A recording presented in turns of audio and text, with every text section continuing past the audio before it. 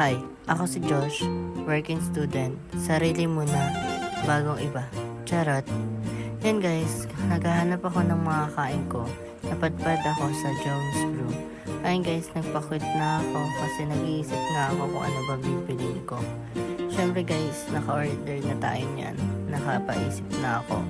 Ayun, ang bibiliin ko ang Frap Macchiato.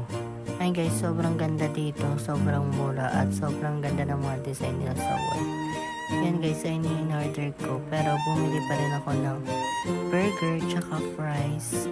Ay, Hong Kong noodles pala yung nabili ko kasi ayoko ng fries. Ayun din yung sobrang mura din guys, sobrang sarap. Ayun siya guys.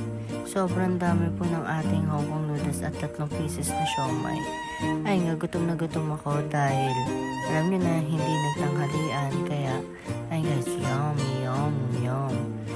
Tapos guys, sobrang sarap. Alam mo yung buhay na mag-isa ka, wala kang iniisip. Pero, namimiss ko rin naman sila. Pero, sarili nga muna bago ang iba. Charot.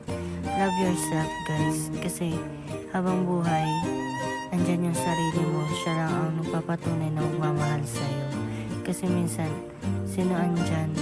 Minsan may kailangan, minsan wala. Pero, salamat andyan ang pamilya ko para nakasuporta sa akin palagi.